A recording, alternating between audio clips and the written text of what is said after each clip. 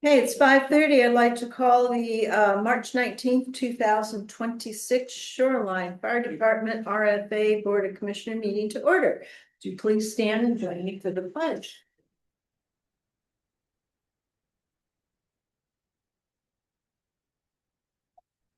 Waiting for Rye. I know. I pledge But allegiance it's to the flag of the United States of America and to the republic for which it stands, one nation, under God, indivisible, with liberty and justice for all. So we will now open this up to the fire benefit charge appeals.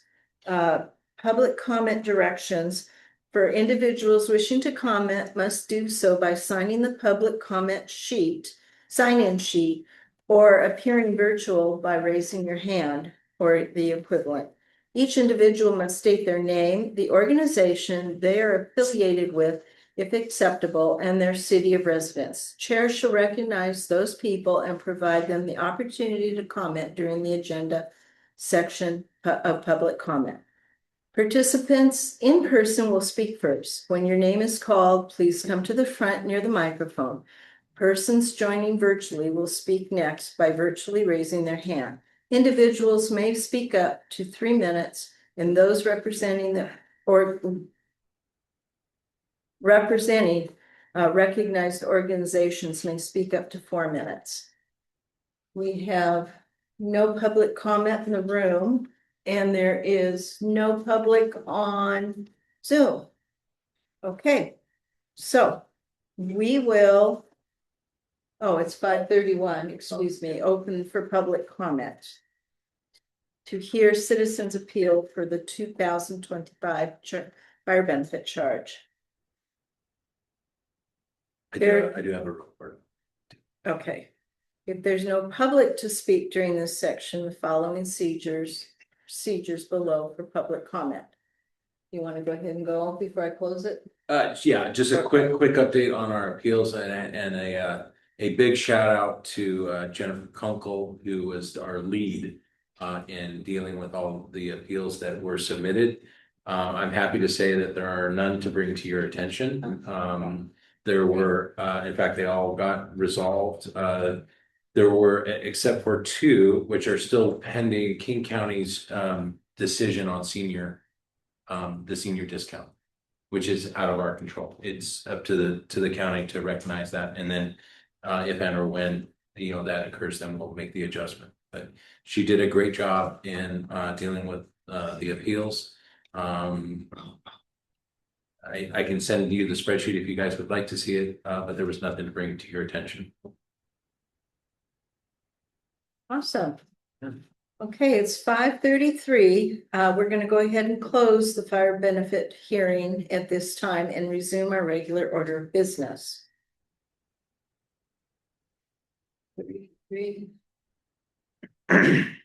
So now we'll open it to our regular public comment section. I see nobody on Zoom and nobody's present. So we'll go ahead and do consideration of the agenda. So I would like to add under new business, a discussion on, on staffing and our recruitment process for our admins, some of our admin staffing.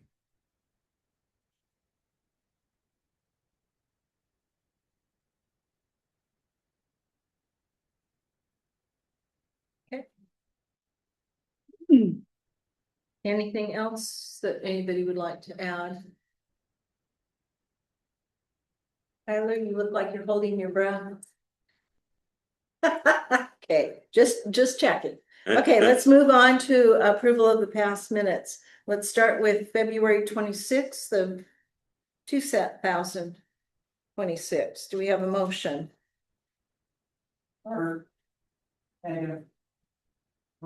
Yeah. Or corrections agendas? There we go. Hello, or for a special meeting, yes. The minutes have been distributed. Are there any corrections? And if you're at your corrections or amendments. Thank you. I've got it right here. I'm not even reading it. The minutes have been distributed to you. Are there any corrections? Hearing none, we will assume that they're approved and moved on to the March 9th, 2026 special meeting minutes. Is there any corrections to those? Hearing none, we will move on then. Any correspondence, Chief? No. We don't, anybody else have correspondence? Nothing? Standing agenda warrants, motion to approve.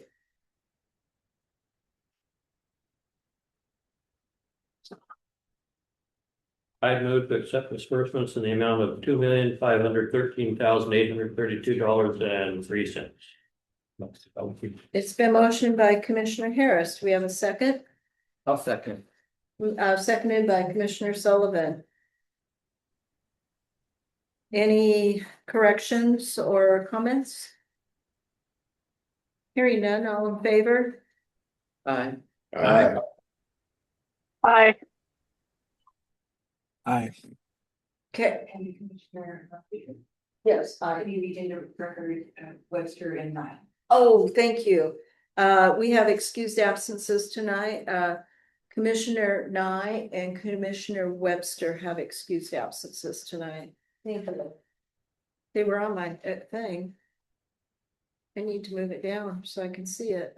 Commissioner reports. David, do you have anything? Not in the report. Rod, Nothing. Josh? No. Barb? Nothing. Anybody from virtual have any? Eric? I want to report that the first meeting of our Shoreline Fire Department Climate Action Committee happened on March 17th, 2026 at 1:30. And it was myself, Commissioner Hevelin, Commissioner Fisher, and Commissioner Nye, and Chief Hochstein. And we discussed actions and scope, recruitment, and set our next meeting for May the 5th at 11 a.m. Awesome. Yes, we did. Thank you. Yep. I received the request, for adding an overtime budget line item. I will bring back to the board next meeting an estimate on what that is, for your review and approval. Perfect.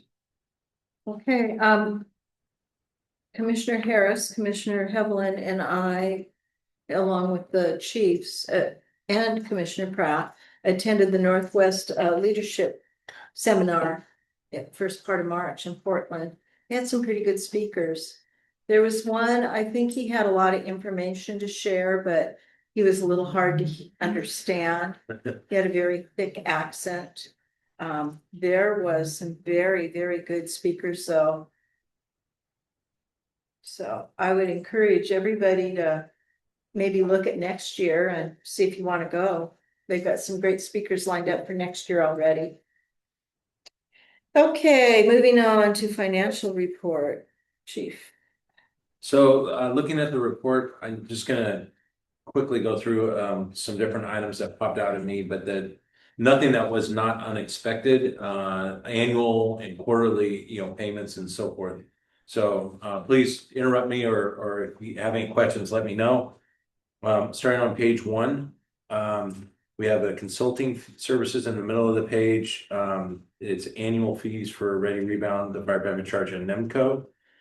And then down towards the bottom, we have insurance. It's an annual payment, and memberships are annual dues. On page 2, about the middle of the page, there's membership annual dues. And then down towards the bottom, we have sick leave incentive and disability insurance.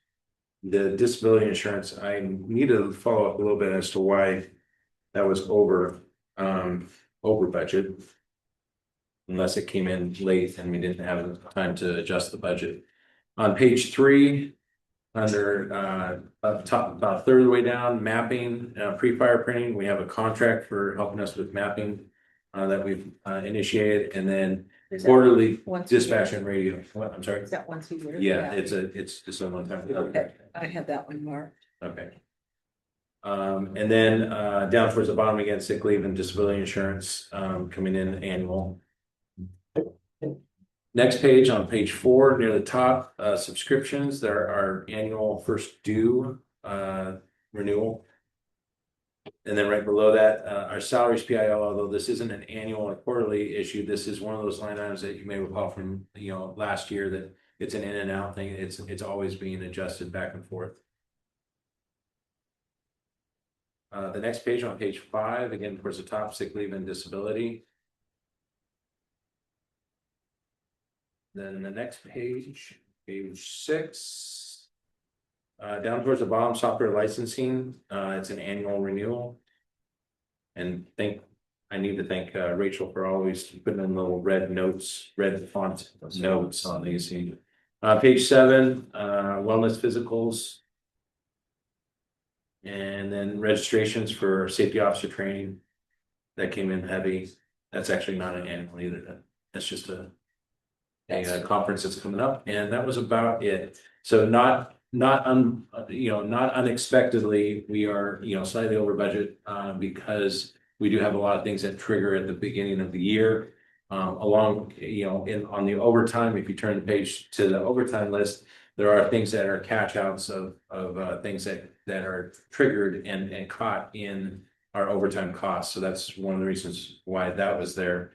But if you turn the page to our suppression side, I was actually kind of pleasantly surprised that our overtime was tracking at about the same level as last year. I would still like to see it go down, but again, a little bit heavier is not entirely unexpected. So, well, not yet.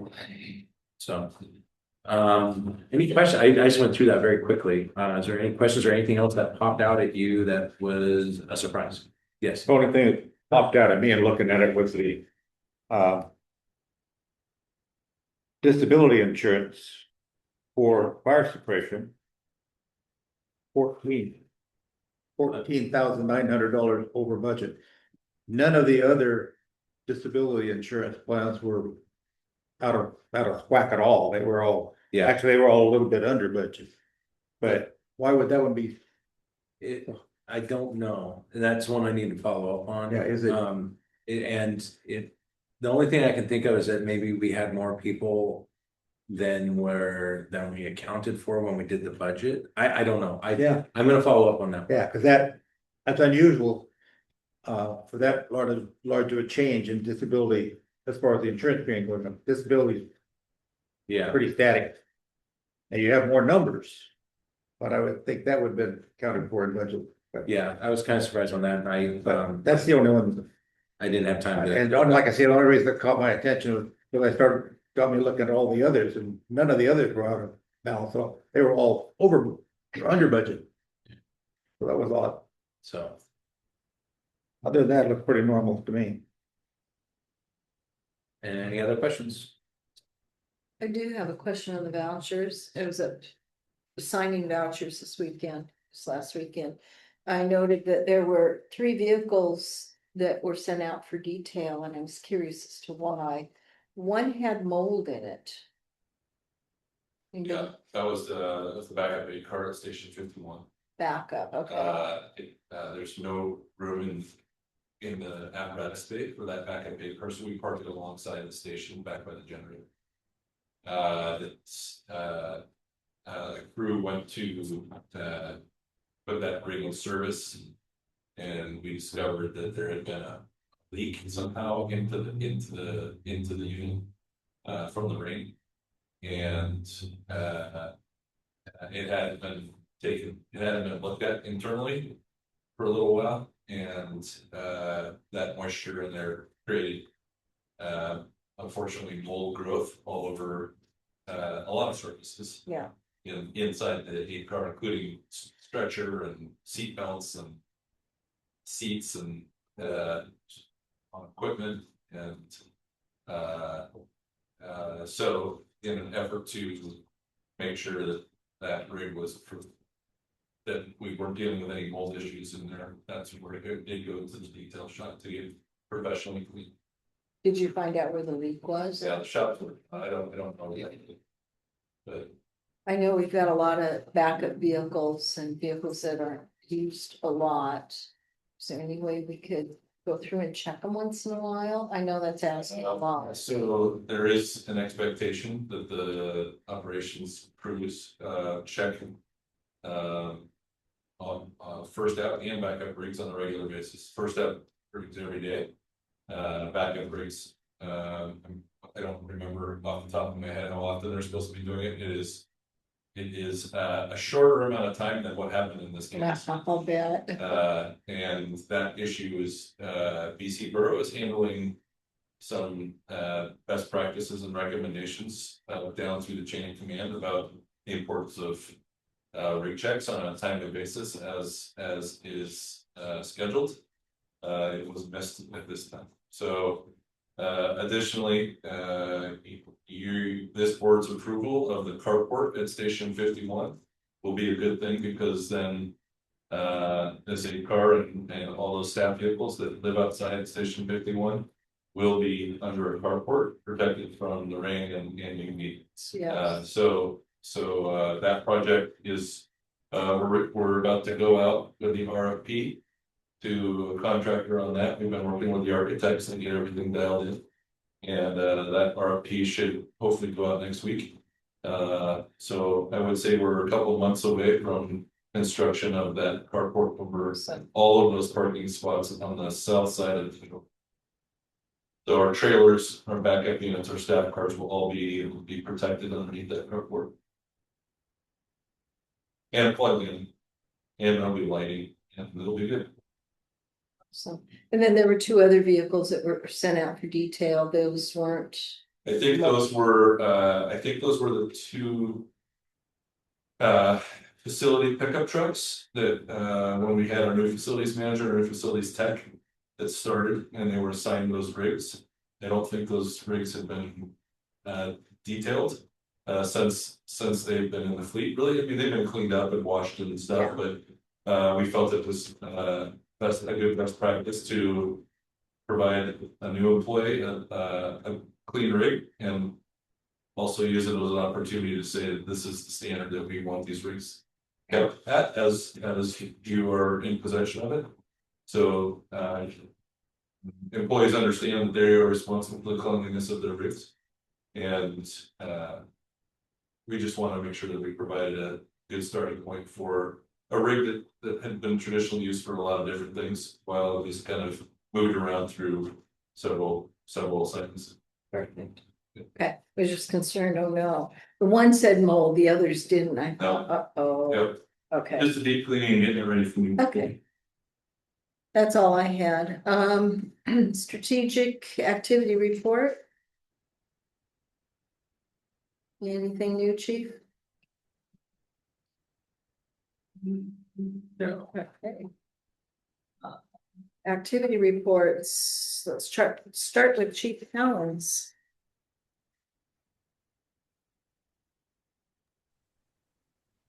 I have a question. Go ahead, Eric. This one just always piques my curiosity. What are the 14 questions? Oh, those are the questions I've shared with you that were I've updated it a couple of times that are quite what I've done is with a brainstorming session and input from others.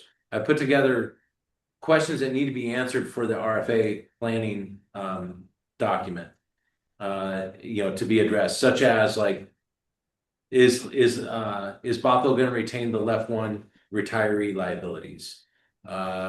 What is the governance model looking like, which we've discussed already? What's the capital bond? What's going to happen to the capital bond in Bothell? What's going to happen to the public safety levy in Bothell? Things like that. You've received these 2 or 3 times by email. So if you need it again, please let me know. I think the last one I sent was about a couple weeks ago, I think. Ish. What's it titled? Next steps, I think, Oh. is the title it. Bothell RFA plan questions. Yeah, got it. I don't know. Okay. There's multiple documents. I can't remember. Got it. Okay. Yeah. Okay. Thank you. Is there an end in sight to the public record burden? No, Ish. not, Really? not with what I'm dealing with. And since you're asking, I'm also gonna share with you that we are. This last year has been a perfect storm of different requests and different issues that administration is been dealing with. And we're to that point actually where we're gonna spend some money to have a third party help with the public records request. Um, that's relevant to a potential, an ongoing litigation or lawsuit. So to gain some workload capacity and take it off of both his plate and let her focus on some transition and so forth. So you're gonna see we're gonna spend some money to have it to get the help. Yeah. Is there any movement at the state level to help mitigate that? I know that there was some talk a few years ago about alleviating that stress or like, because you've got the nuisance requests, right? Right. That have That's the one those are the ones I'm dealing with, which I apologize. I keep you in the loop just so you know Yeah. what I'm doing. I don't share it with you all. Sometimes he picks you for some reason. I have no idea. But I do. What? For neighbors. Yeah. Oh, okay. So I do include the chair, whoever is the unlucky chair of the board on some of the nuisance public records requests. I deal with those specifically at my level, just to try and alleviate the burden on admin staff. But there's that piece. But to answer your question, I put it out there every year to see if there's any through the King County chiefs and the state chiefs lobbyist. His name's Dylan Doty. And he knows he gives me a hard time when we go to the meetings, and to see if anybody's interested in supporting some kind of change or legislation. And it has not gained a lot of traction, and mostly because some of the legislators have been involved in some of these public record request issues themselves, and so it's hard for them to bring it up. But the other piece is that the larger media groups always put a lot of money and a lot of pressure towards, fighting any change in legislation. However, this last year was kind of my breaking point, and I felt it was a short session, so I did put feelers out there again, but there was no support for it. So my plan at this point is in the off season to try and corner some of our legislators and work with them to try and come up with some language to introduce instead of waiting for them. I've been encouraging them and all that, but I think I'm going to take a more active role in the off season to try and get some kind of traction on this. So it's been very difficult, and other states have figured out some of the language that I think I would like to adopt to help with. I'm not fighting and I'm not upset with legitimate, logical, common sense type, public records requests. But when we're getting bullied by it, that really is disappointing and frustrating. So I'm going to try and, in the off season, I'm going to try and do something. Hopefully I can find a sympathetic ear, especially when I show them the examples. Yeah. So there was a small community recently that was bankrupted by nuisance public records requests. it absolutely can. And literally some of the work this would be an FTE amount of work that is being created by one individual. Especially if he was, I won't say it could be an FTE amount of work. And if you don't do it and you're found liable, it can be very expensive. It's anywhere from $0 to $100 a day per document. So you miss 10 documents, it's $1,000 per day that you can get dinged, potentially. If it's malicious intent and there's intent and so forth, and a judge rules against you. Has there been any litigation on this? Like, has it gone to court, or has anyone challenged the law or challenged the fines imposed? Quite a long time. It's been probably close to 10 years ago now, we were involved and we missed one document in a public records request. And it was ended up being like 180 days. It was like we didn't know that we were missing it. And we ended up going in front of a judge and challenging and fighting and saying, look, this wasn't intentional. It wasn't malicious. This was something that, just got missed, and it was one page. And as I recall, it ended up being like $2,000 or $3,000, to cover the other attorney's expenses or something. It really got basically thrown out at that point, but it could be you could take it to an extreme, and some people actually make a six-figure living off of just the fines and so forth, because they know how to work the system and so forth. So, it's really disappointing that this buries some of the more legitimate reasons for the whole Public Records Act, the PRA, and delegitimizes some of the public records requests that are very appropriate and needed to have transparency on. So it's a bit frustrating. And I've gone to our to Summit Law to review probably, I don't know, half a dozen times over the last 10 years. Like, can we go? Can we sue on this, or can we? It's always, no, sorry, it's not enough. It's not enough. It's not egregious enough. It's not, over the line enough. So Hands are tied. yes. Several years ago, we attended a conference, NAFO conference. They brought in a lawyer from Missouri. And he talked about this particular topic. It's called vexatious requesters. And they found a way around it and created a law. But it's just in the state of Missouri. So we took it to our legislatures here, and they were up here with everything else. And at that time, they were dealing with public records, so they wouldn't touch it. California even has a better law than we do. And our next step, we've been encouraged to go to the city line and see if they can implement something here within the city. There are cities that have done that. So Barb's got that information. We just haven't. We've been up to here with other things and just haven't had time to pursue it. But it is, I keep saving the emails. I think Barb's got her emails saved. And we're going to take our stacks of paper for this one individual and go into City Hall and ask for a meeting. Let me know what I can do to help. Yeah, I I think actually we'll did a mention- calculation last year, just for the first 3 months of the year last year, of just the chief's time on one person, and it was $10,000 just to deal with frivolous requests. Joyce was still here and she gathered some of the paperwork. Not all of it, but some of it. And we invited him to come up to the station to view it because he refuses to pay. Yep. She sat there for a couple of hours in the conference room.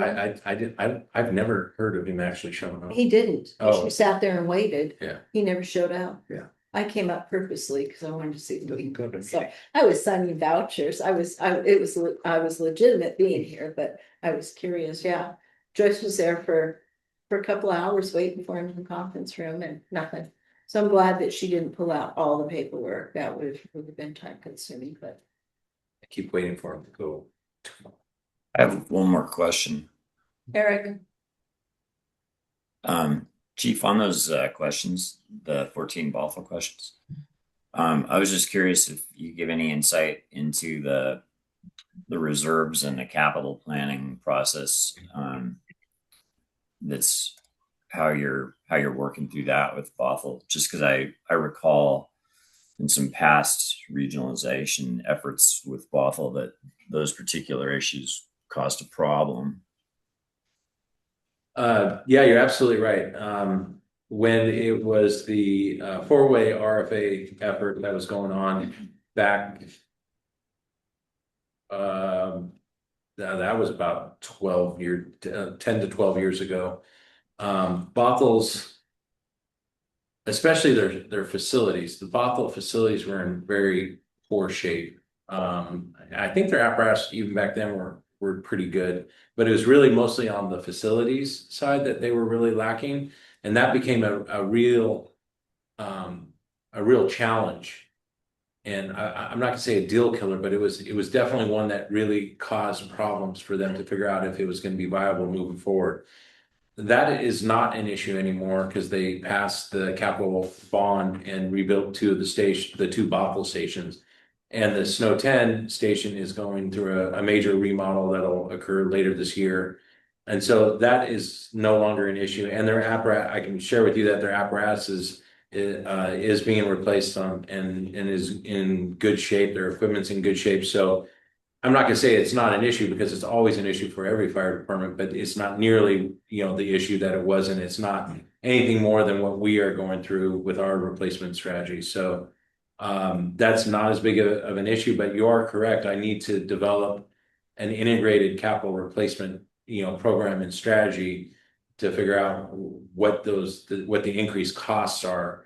And then, to determine what we need for seed money and what does that do for our annual allotment into our capital replacement program. Yeah, and the other question on that same line is just, have you discussed with them, or have you done some modeling what their reserve fund contribution would need to be? They maintain a quite a bit less in in the city's reserve fund. I don't quote me on this, but I want to say it's like 5 or 7%. So that's another point that we would have to define as to what is acceptable. And there's different strategies that we could approach on that. Do we just ask for whatever they have in reserves, knowing that that's going to take our reserves down a little bit as far as the percentage goes? Do we, there's ways that we can make this work and smooth it. Like for example, we're going to have a significant decrease in our overall, at least as it stands now. And even if I'm off by some, it'll still be significant. Do we not take the full decrease in overall levy rate and homogenize and amortize this, and build back up the reserves in an intentional way? There's different ways we need to do this, and we need to have more discussion about it. We have not landed on the answers to all these questions. I've just posed these questions as ones that we have to address. I've also posed some ideas about how we can address it, but again, that's a city council and a board decision that, as to what our position, should and will be. I just wonder if these decisions, how this is going to sequence out. Are those decisions gonna?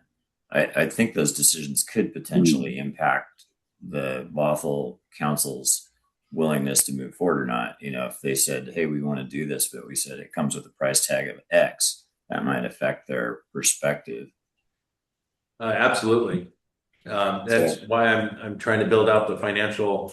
I'm close to getting the integrated budget done, which will give us a better picture of what our expenses will be. And Neil Blindheim, our FBC expert, is putting in the Bothell properties into our FBC model so that I can tell them, I need you to generate X amount of dollars in the fire benefit charge. What does that look like for single family residences, for commercial, for multifamily, and so forth? So we can not only determine what the impacts are to the individual types of properties, but what the overall equivalent levy rate is. And those things combined will help us define what that overall picture looks like so that they can have decisions about what they want to do with left one, with the reserves, with capital, with all these other things. We are still in that process of what that financial picture looks like. I'm hoping to sit down with Quan, who's the finance manager in Bothell, and this next week to kind of evaluate a lot of these things. He and I have already started talking about some of these, but again, this is a board. At the end of this, we will have a new RFA governing document that will define all of these things. assuming that they want to move forward, and then it'll be up to the board to decide where where you guys want to be on this too. Sure. So I guess my question partly is just the process. Are you going to present this kind of model to Bothell to sort of mull over as they make that decision, or are they going to kind of make the decision if they want to move forward, and then we're going to negotiate this? Some of this might be negotiations, or some at least some movement by one or the other. I mean, for example, one of the things that I in retrospect, let's talk about one of the things I learned in the North Shore RFA is we asked for compensation for sick leave and vacation hours. And instead of asking for and it was kind of brought up towards the end, I think, instead of asking for that transfer of money, maybe we offer up that for the next 5 years, any of the legacy Bothell personnel that retire out, that you cover all of the cash out. Knowing that over time, that is a liability risk that is born, is either they use hours and it goes up or down, but that's something that long term would be owned by the RFA. There are different things that we could probably do depending on what the appetite is for both the city and for our board as to how we want to address the liabilities. Some of them are bigger than others. Some of them are pretty small, but and some of them I feel like are lines in the sand, such as I've been pretty clear with them that I think the expectation should be that the capital bond for their new fire stations continues to be borne by the taxpayers of Bothell, just like we took that same approach with North Shore and Shoreline's debt. And I don't think it's appropriate or right to put that debt now on the larger RFA, all the taxpayers, for the next 20 years. So some of these things I think are going to be a lot clearer and or lines in the sand that we won't be able to mediate or negotiate. Some of these things I think there is some movement that could occur in different ways to get where we want to go. I mean, that's an ambiguous way of saying this, but I think we need to sit down and look at these things, once we can define them. Okay, so it sounds like we'll be having more in-depth discussions on this topic. Yes, for sure. And at some point, I do believe we should, well, depending on the timing and all that, we either incorporate that into a larger discussion in one of our meetings here or a special meeting to discuss, what these impacts look like over the next month and a half. Okay, thank you. Is there anything else for Chief Cowan? And let's move on to Chief Oakstein's. We'll be here. Anything for Chief Oakstein?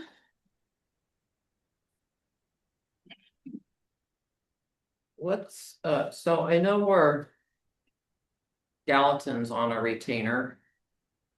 What are they doing for us monthly? Yeah, a number of things, I would say. We obviously have them working with us to help Chief Cowan prepare for communications to all those board commissioners, for example, as that potential of them joining the RFA comes closer. There's obviously a lot of things that we want to make sure we're capturing. That 14 questions document, that kind of stuff, they helped provide some support of development and clarification around that. Additionally, I was just going to pull up the last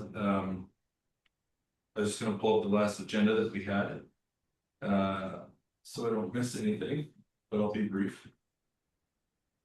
They helped us develop some further crisis communication planning. So if we do have some sort of crisis, be it a personnel issue, be it somebody injured or whatever, that we are prepared on how to deal with that effectively. If a reporter shows up or a writer wants feedback, on something. They are also helping us evaluate our in-house portal. And how we can update that. Right now, the portal has not been updated in quite a while. The framework of it, the content, some of the content has been continued to be added. But what we've realized is that while it is a tool that we use a lot internally, we're not using it as effectively or as efficiently as we can. We've put that in the bucket of internal communication and how we get resources to our employees. They're helping us with recruitment of this next. Tyler, exercise. So they have some stuff that they can draft that we send There we out go. to communities that are the Puget Sound region as we're recruiting Right. firefighters.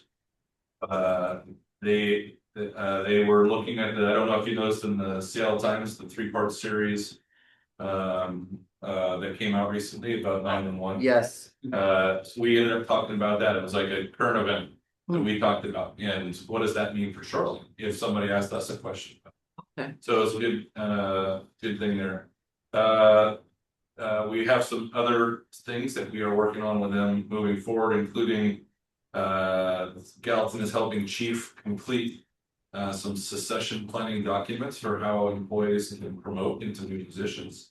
That's an action item still ahead of us, as well as some internal communication planning that Chief Worms developed and we'll be working on with Gallatin as well. So those are future activities that we want to get clarified. And again, the RFA has overlaid all of that. Right. So those are the kind of projects that we've got going on. Okay, yeah, Yeah. sounds great. Thank you. Yep. Anything else for Chief Hochstein? Hearing none, let's go on to Chief Orms. Thank you, Chief. Looking better.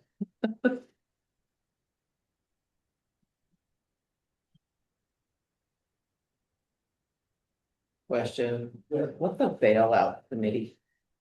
So our firefighters have little kit that they carry with them in case they have to jump out of the window. Escape. That's above the first floor. Yeah, it's above the first floor, in case they have to escape like we're seeing conditions in a fire. It never happened.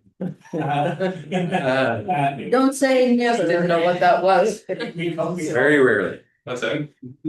We call it a bailout kit. We have a long night. Phone's gonna ring. Yeah. As soon as I get. We didn't, yeah.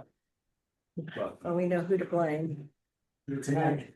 Is there anything else for Chief Orms? Okay, let's move on to old business, review retention proposal. So, so I sent you an email on this to try and kind of explain some of the things. I apologize, some of the information I was using before, I was using some of the incorrect numbers. So after the last meeting, we landed on the salary schedules. I went back and there was an assumption that was wrong about the CPI for this year. I thought we got our 2.7% and it was wrong. So I recalculated the retention values and wrote out the agreements that I emailed to you and are in your packet. This is the language that was suggested and proposed by legal counsel on how to address because non-represented, you cannot do retroactive pay for non-represented employees. So this was a way of addressing some of the extra work that has occurred, previously and moving forward. And so doing a retention agreement is a way to help. It won't make everybody whole, but it'll help with getting it closer.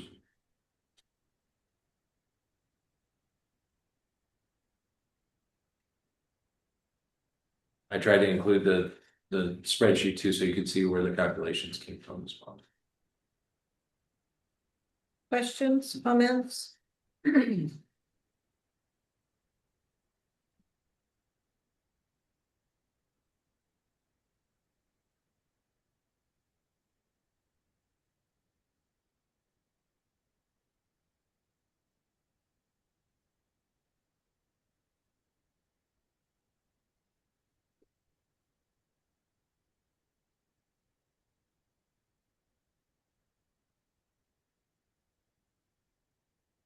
You're so quiet.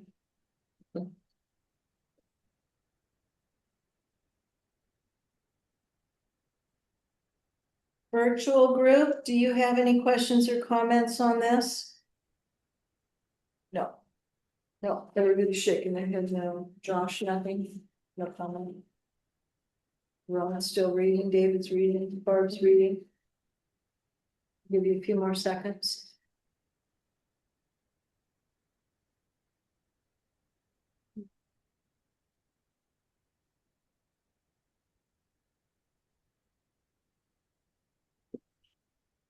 Okay, well, can we get a motion for it?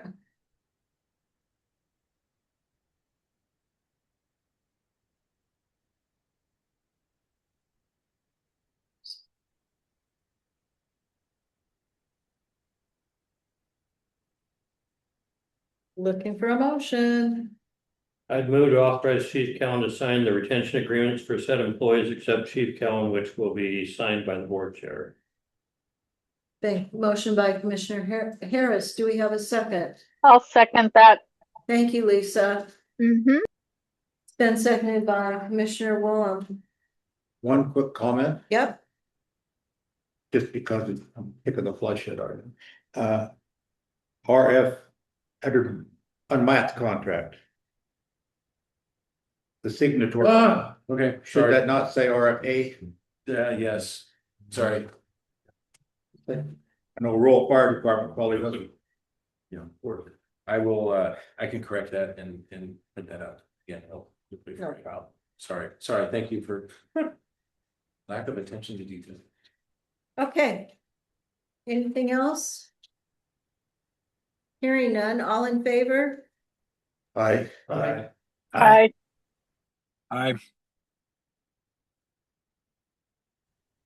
Opposed?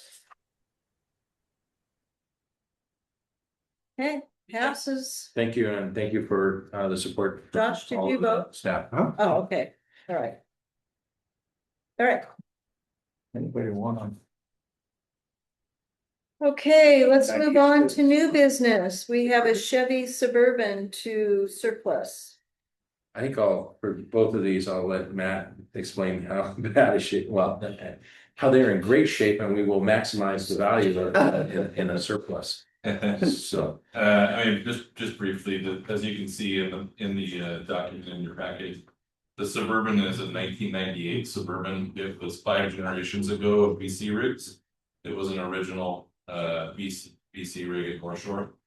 It is not pretty much. It feels like it, right? You 28 get years antique value. Yes, we have squeezed more life out of it by using it as a drop-off vehicle for our shop.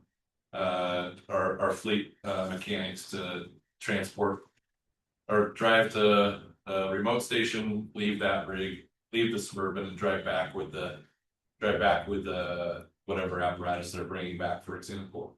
And used it here and there for some errands and so forth, but it does smell like mildew on the inside, and it is close to 30 years old. The mechanical, it's not worth repairing.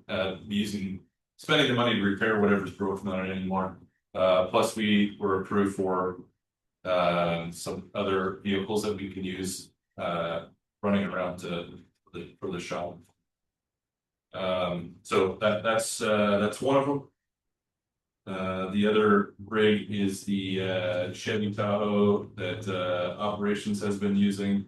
It has more significant mechanical issues that the shop says is it would be very expensive to repair. So we're asking to retire that rig from service. Again, we have a plan we did buy some new hybrid Ford Explorers that will be assigned, and then other rigs will be pushed down further into the chain, so that everybody will still have a rig, and we can get rid of a rig that mechanically isn't worth the repair cost. And that allows us to be driving more hybrid vehicles simultaneously. Any questions or comments? Okay, do we have a motion on the Chevy Suburban? I move to But- declare the unit listed above to be of no benefit to the department and to declare the apparatus surplus and authorize the fire chief or his designee to dispose the unit through auction. Okay, it's been motioned by Commissioner Sullivan to surplus the Chevy Suburban Second. and seconded by Commissioner Heflin. There are no further questions or comments. All in favor? Aye. Aye. Okay, passes unanimously. And then we have the Chevy Tahoe. Do we have a motion to surplus that? I'll move to declare the unit listed above to be of no benefit to the department and declare the apparatus surplus and authorize the fire chief or his designee to dispose the unit through auction. It's been motioned by Commissioner Heflin. I'll second that. Lisa. Seconded by Commissioner Willem. There's no further comments or questions? All in favor? Aye. Aye. Motion passes. Chief, staffing, recruitment for admin staff. So, I apologize that I didn't have more lead time for you all. We just kind of landed, earlier today, on a new org chart. As I mentioned in the last meeting, we had, when we were reviewing the salaries and the specifically like the HR manager position and so forth, that we were in the middle of also reevaluating, because there's always an opportunity to reevaluate when we have vacancies that are coming up. I mean, it makes sense to do so. So we've had many meetings on this now, and where we landed today and what I'm proposing to y'all, I'm going to mention a few of the major changes here. I'm starting off to your left, with that orange box. You'll see it says Chief Administrative Officer. That was previously BOFA's position of Administrative Director. When we reviewed, what we'd like to do, and it'll make sense when we look further down. I wanted to retitle her to be more commensurate with what we are expecting out of that position. It's really a similar scope of work, no change in salary or anything. It's a change in title. And as we recruit, we're hoping that this will maybe bring a higher level of expertise to that position as well.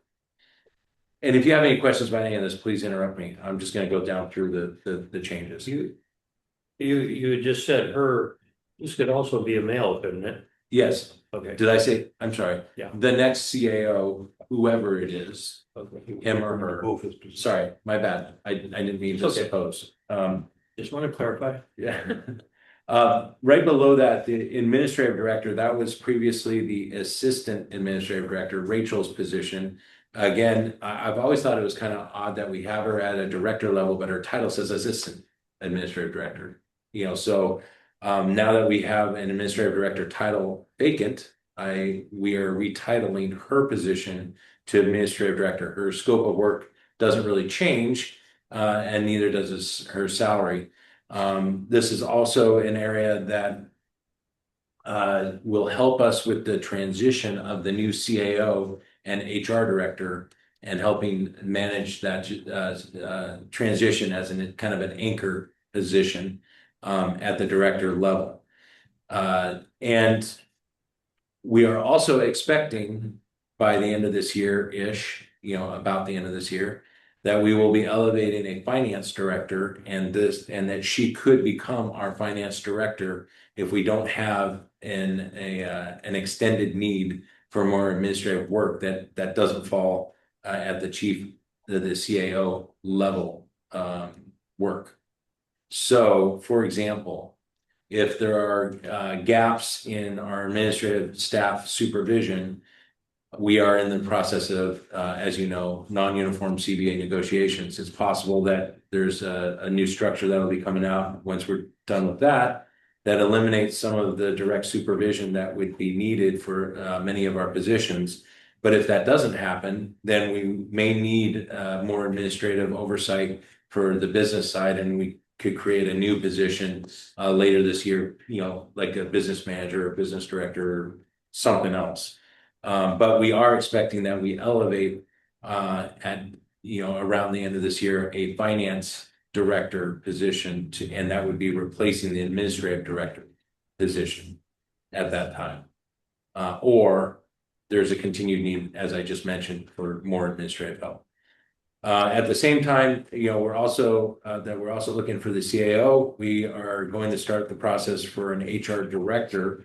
In the previous examples, I've been calling that an HR manager, not a director. And for the same reason, we're calling it a director to, again, hopefully be attractive to a higher level expertise and a higher level of competence.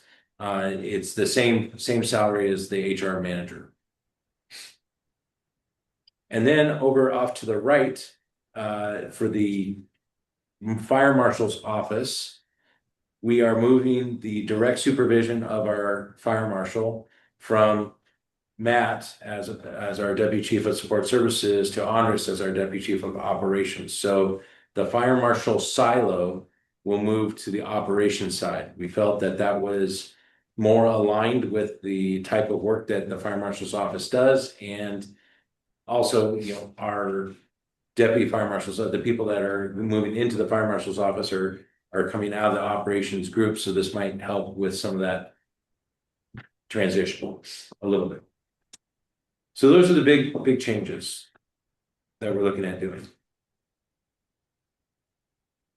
Yes. Back to the chief administrative officer, that's title only. You're not gonna make it only someone that comes from the fire side. No. And I'll talk about the recruitment here in a second, but So- we are planning on going national with the CAO search.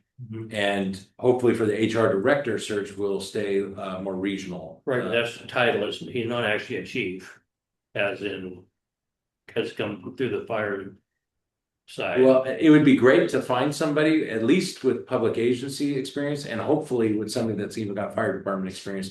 But that's why we're casting the net further out to be able to try and find the right fit, the right person.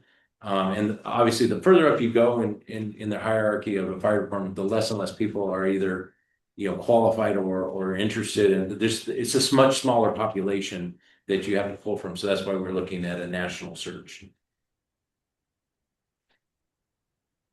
A couple questions.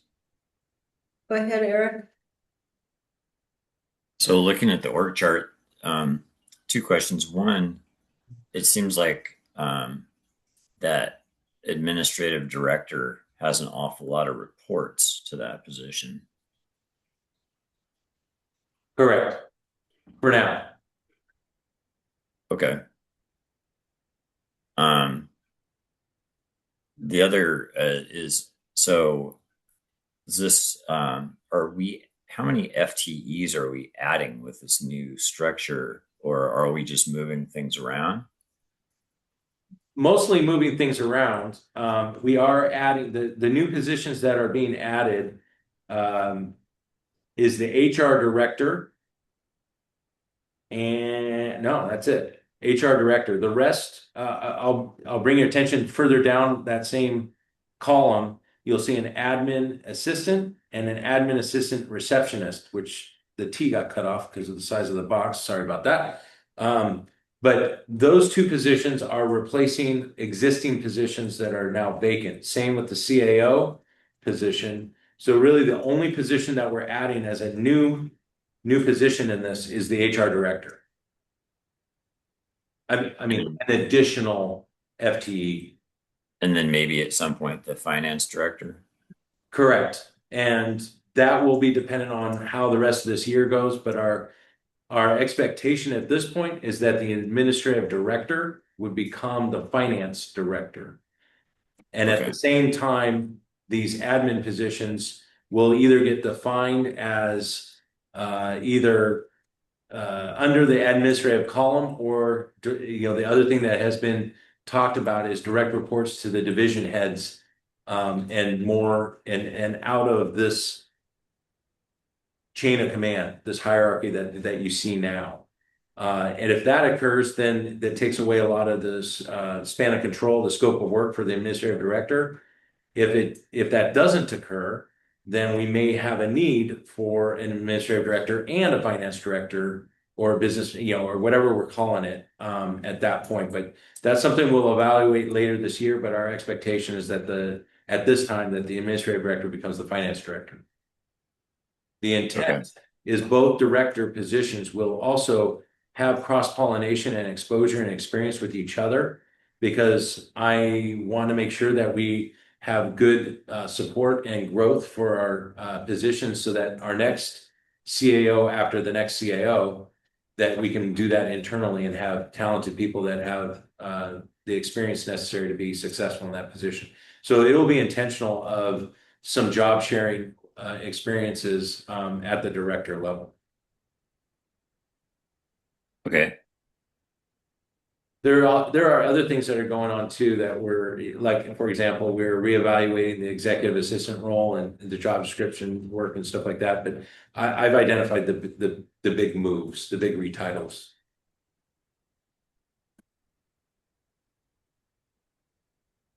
And again, I apologize for the short lead up time on this. If it's something that you're not comfortable with, we don't have to adopt it right now, but I really would like to get the CAO advertisement and recruitment out as soon as possible. So if we can at least agree on that. If not, if you're okay with the whole thing, that's great. We can just move on. But I just want to make sure that I don't like to be able to expect a agreement. And I don't need a motion or anything. I just need that there isn't any concerns with this. I only gave it to you this afternoon. So that's not the way I like to operate, but that was the soonest that we had it done. So any issues with moving forward with this plan? Because I do need to talk about recruitment for a sec too. I'm good with it. Okay. Okay, good. All right, thanks. One of the things I already mentioned with the public records request is taking some workload off of BOFA specifically, but also I want to take it off both BOFA and Rachel as we transition these positions for the later part of this year, to make sure that we're setting up as much as we can for transition. Because the CAO recruitment, we're expecting to go national, we reached out to a couple of agencies to give us a proposal to do the recruitment for us. And we reached out to Prothman and to ESCI. We have an estimate from Prothman, but we don't have one from ESCI. We didn't get it today, did we, Anders? Okay. We're actively looking to get a quote from ESCI as well, to see if there's what that would cost and all that.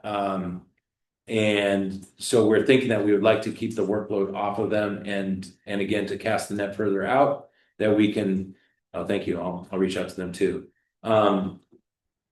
That we use our recruitment agency. This would be just to get us the recruitment out there and do a filtering down of the applicants to the point where we're getting to the interviews, and then we do the interviews and stuff ourselves.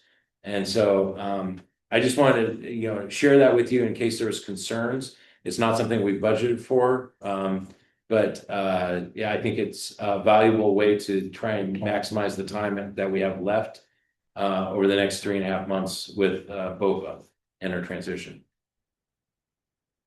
So I don't have quotes, anything for you. I can tell you what Prothman earns, which is about 16,500. They're probably lower than ESCI, but probably shouldn't be saying that out loud. Nobody's on except for Doug. So we'll see what price they have. I will look at SourceOne. I'll also look at MRSC, to see if any of these guys are on MRSC. So it's not of a high enough value that's that would require us to go out to bid or anything like that. But I do want to do some due diligence of trying to make sure that we've got an appropriate and quote.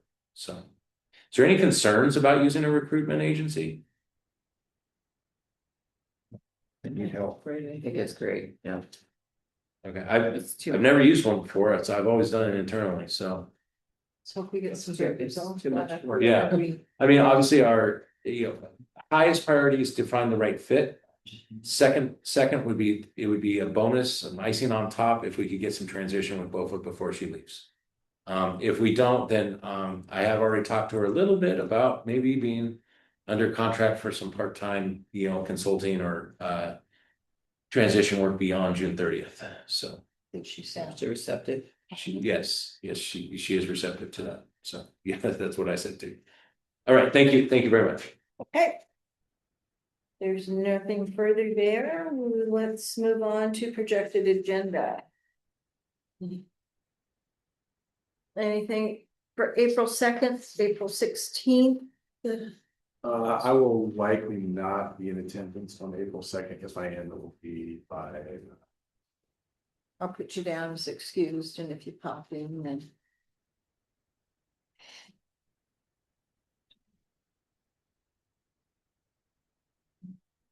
Commissioner Admin will not be in attendance May 7th. We have the appreciation banquet. If you haven't already done so, please RSVP to Beatrice. And we have Lake Chelan coming up June 3rd, which means that we'll have to change our meeting date. Okay. Just so you know, the open house pancake week got moved to the week after that. So commissioners that want to go to Lake Chelan can still make it. Awesome. Pancake. Thank Matt for having the awareness because we have screwed that up in the past few years of aligning it. It is what it is, but. So Matt had the awareness this year. No, Jen Kunkel, Or caught that. So okay, like I said, Thank thank Jennifer. the 12th, 13th, or the 13th. Saturday? Michelle will be sending out the date to confirm, but I believe it's the 13th is what it is. I'm not trying to find on my calendar, but It's a Saturday. Michelle Pittick will be Okay. sending out a save the date. Awesome. Okay. Perfect. Wait till I get that. Okay, does anybody else have anything for projected agendas? If not, it's 6:37. Let's adjourn. Thank you. Bye, Doug.